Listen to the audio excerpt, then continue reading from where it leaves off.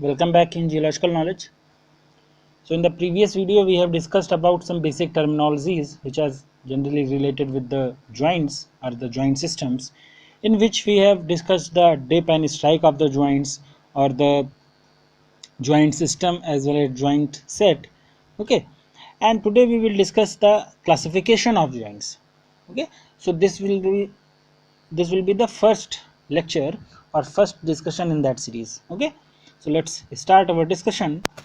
So this video is dedicated to the classification of joints, that is part 1. There are basically two parts. This is the part 1 of the classification. Okay, so first one is the classification which is not considered under study, means the joints they have been classified on various bases, so which is not considered under the study: the spatial relationship, the number of joints, the geometry, as well as the genesis. So that is the number of joints that is not considered when we talk about the classification of joints. Okay, so joints have been classified on the basis of the spatial relationship, means how they are orienting, okay, or in the field how they look like, or their geometry as well as their genesis. So as such, the number of joints, that is not a basis of the classification of the joints. Okay, so that is the option B is the right answer. Second one is the type of joint which can be measured and mapped easily: systematic joints, non-systematic joints, irregular joints, or the homogeneous joints. So that is the systematic joints. Okay, so systematic joints, they show a distinct regularity in their occurrences which can be measured and mapped easily. Okay, so systematic joints, they show a distinct irregularity and occurrences in which, by the medium of which it can be measured and mapped as well. Okay, so here the answer A is the right answer. Third one is example of systematic joints are columnar joints, mural joints, seat joints, or the columnar and mural joints both. So these are the columnar as well as the mural joints. They are the types of or the examples of the systematic joints. So systematic joints, they occur in parallel or subparallel joint sets that are represented in the rocks at the regular intervals. So the columnar joints as well as the mural joints, they are the best examples of the regular or systematic joints. Okay, so let's understand these both joints, that is the columnar joint as well as the mural joint. So what are the mural joints? So generally the granites, they commonly show three sets of joints. So this question is again important, that the granite that shows three sets of joints which are mutually at right angles. Okay, and they divide the rock mass into more or less cubic blocks. So what I am telling is that granites, they commonly show the sets of joints, they are mutually at right angles, which divide the rock masses into more or less cubic blocks. So such type of joints, they are known as mural joints. And if we talk about the columnar joints, so they are formed in the tabular igneous masses as dikes, sills, the lava flows. Okay, so these joints, they divide the rock masses into hexagonal, square, rhombic, or triangular columns. So their identification, that how you can identify on the basis of the structure, because they form they form hexagonal, square, rhombic shape, or the triangular columns. Okay, so such columns, they develop generally at right angles to the chief cooling surface. Okay, so that is the columnar joint. So here the example of systematic joints, they are columnar and mural joints.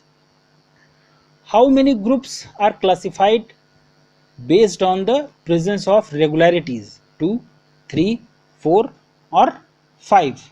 So there are basically two types of joints which have been classified on the basis of the presence of regularities.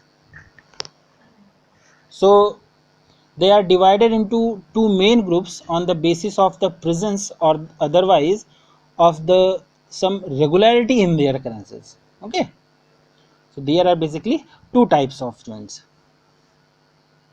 Fifth one is which type of rock are classified based on the geometry: pseudo stratified, stratified, non stratified, or anisotropic. So these are the stratified. What happens that is in stratified rock, the joints they are generally classified on the basis of the relationship of their attitude. Okay, their relationship of their attitude with that of the rocks in which they are occurring. Okay, so stratified joints they are classified on the basis of their geometry. Okay, next one is how many types are further classified based on their geometry. We have discussed two types. Now sorry, we have discussed in the previous, that is the classified based on the geometry. Here only one is given, but now the question is how many types are further classified based on the geometry: 2, 3, 4 or 5. So they are three types of. Under the classification based on the geometry, there are basically three types of joints recognized: strike joints, dip joints, as well as the oblique joints. Okay, and they are very common joints. So what are strike joints? So the joints which run parallel to the strike of the country rock. And dip joints, the joints which run parallel to the direction of the dip of the country rock. And oblique joints, the joints which run oblique to the dip and strike direction of the country rocks. Okay, so very easy definitions, and you can remember it with the association that strike joints means parallel to strikes, dip joints parallel to the dip direction of the country rocks, and oblique means oblique to the dip and strike direction of the country rocks. Okay, so here option C is right answer. Next one, the type of joint not studied under the geometry as basis is. We have discussed it, that you know that there are three types: strike, dip and oblique. So head type of joints that is not considered under the study. Okay, so only three types of joints are studied under the classification of joints on the basis of geometry. So head joint is not a type of joint. Okay, so here option C is the right answer. What is the other name of the diagonal joints? Okay, the other name of diagonal joints that are given: dip joints, strike joints, seat joints, or the oblique joints. So they are known as oblique joints. Oblique joints are those joints where the strike of the joint is at angle between the dip and the strike of the layers. Okay, means the oblique joints or the joints where the strike of those joints that is at any angle between the dip and the strike of the layers. So these layers are also called the diagonal joints. Okay, and when they occur midway between the dip and strike of the layers. Okay, so these layers are called diagonal joints when they occur midway between the dip as well as the strike of the layers. So here option D is the right answer. Ninth one is joints parallel to the bedding planes are called as strike joints, bedding joints, dip joints, or the oblique joints. So basically it's very important and very easy, that is the bedding joints. In stratified rocks, some joints they may develop essentially parallel to the bedding plane. So these are simply referred as the bedding joints. Okay, so here option B is the right answer. Next one is non-systematic joints occur at random in the rocks. So statement is the non-systematic joints occur at random in the rocks. True or false? So that is true.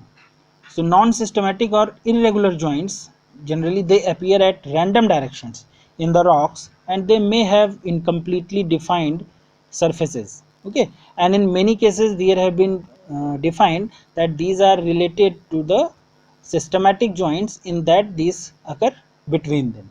Okay, so here the given statement that non-systematic joints they occur at random in the rocks, so that statement is true.